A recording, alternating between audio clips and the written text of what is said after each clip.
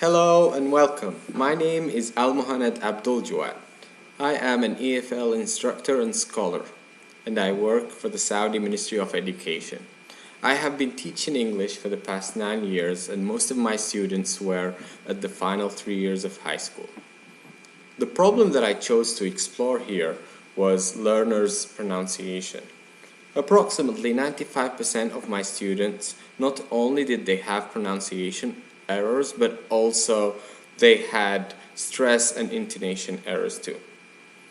This led to a change in meaning. The speaking skill is mostly undervalued in the EFL classrooms. There are many reasons for learners not to practice speaking in the classroom, whether it's lack of motivation, peer discouragement, or simply the learners are too shy to participate. My solution to these problems is to create an online English safe place. In order for this to be applied in a classroom, a few steps have to be followed. The first step would be performing a digital citizenship awareness course. Students need to be aware that when going online for educational purposes, they have to follow certain guidelines and they have to be prepared for that. Next, in the classroom. In the classroom, the instructor will include a warm-up exercise. This warm-up exercise will include 2 exercises. The first exercise would be tongue twisters, where he will model the exercise for the students by writing the tongue twister on the board, and then the students will shadow what he says and repeat after that. Next, there's going to be another warm-up exercise, which is a total physical response exercise where a student comes up in the front of the class and describes a physical exercise and students follow his instruction. So at the beginning of each class, this warm-up exercise should take place to get them prepared for speaking publicly and speaking among their peers. Moving on, we go to the student reflect. On taught content by video recording. And to do this exercise, the instructor needs to divide levels. He has to scaffold the lesson and differentiate in instructions by putting level and making these levels available for students to choose.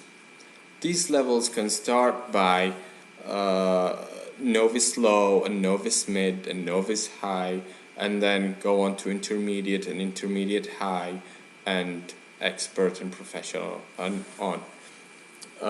Later comes differentiation instruction in the roles of what the students pick. So the students have numerous roles. To make it short, they have 4 roles. The first role would be an English monitor. And this student's role is to monitor the use of English and present a recording as evidence. The next role is the director. And this student's role is to make a 2-minute video recording, choose a set, and edit the video and ensure clarity of speech. Before last, is the performer. This student's role is to perform the script provided by the writer on camera. And lastly, the script writer. The script writer oversees the writing of the script, and all the students must engage in writing the script. However, the final edit should be done by the script writer.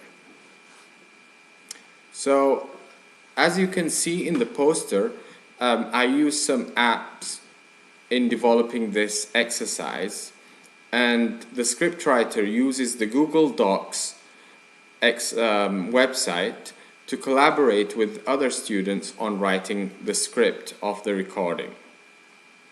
The student then will engage in the completion of the recorded video activity and have a whole week to complete it.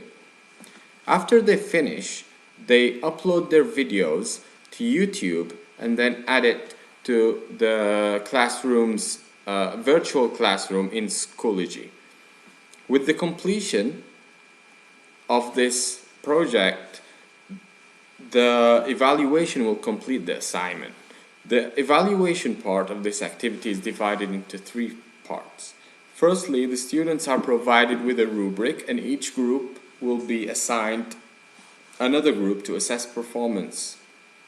Students with similar roles will observe their peers and grade them accordingly. So after peer evaluation is complete, students have an opportunity to self-assess their work using identical rubric. Speakers compare their speech to authentic speech using a website called Youglish, as you can see below. That enables the learner to write any word and listen to its pronunciation by native speakers. This will allow him to shadow and practice pronouncing the words. The final evaluation will be that of the teachers. The teacher will evaluate the assignment and grade using the average of 3 assessment scores. This will result in elevating the learning process and create and present creativity, optimism, collaboration, and communication skills. After the video project is complete, videos are then posted on the school's YouTube site or YouTube channel, where they can be viewed and commented on by not only parents but also the community, with the sole goal of increasing students' motivation and encouraging them to extend their spoken English outside the classroom. To measure results, the instructor will use 10 student videos at the beginning of the semester. The instructor will grade the videos using a fluency, accuracy, and intonation rubric to measure their performance. At the end of the semester, the instructor will view the same students' latest videos and grade them using the original rubric. This will measure the advancement level of English speaking, fluency, and accuracy. Also, the peer review will be a part of this assessment and will be a measurement of growth.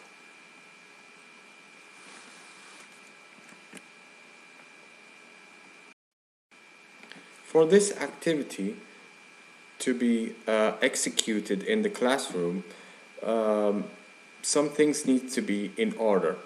For example, you must get the administration approval to practice this, because you're gonna publish online in the name of the school.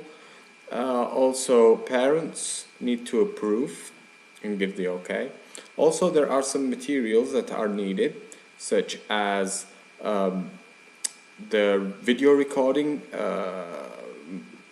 technology, such as tablets or phones or even video cameras. If the school can provide it, then that's fine. If not, then the students can use their own, and the instructor can have a safe place for storage, which means that they don't have to take their mobile phones and keep them with them at all times in the school. They can use it only for this exercise and then return it back. And I am looking forward to your feedback. If you look down at the poster, you will find a QR code. You can scan this QR code and please provide me with feedback, because it helps me to grow. And also you can rate this presentation. And also, if you see at the right side, there's also another QR code which has the references that I researched on to getting to this conclusion. And I hope you enjoyed my presentation. Looking forward to see your comments. Thank you very much. Bye bye.